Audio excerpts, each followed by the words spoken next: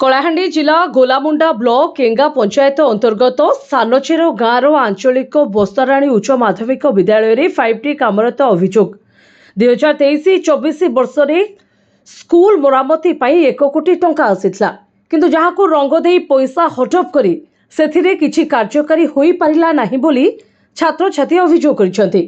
तेबे आसंता जनवरी रे साइंस छात्र छात्री प्रैक्टिकल परीक्षा थिबा बेले परीक्षा हॉल छात उपरू पानी झरिबार देखा देउछि।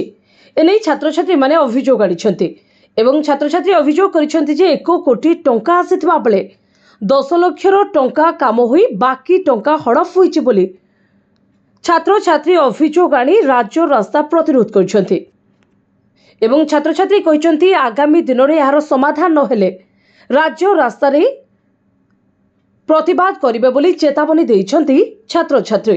कलाहांडी अविन चंद्र टोलटिया रिपोर्ट संघर्ष टीवी।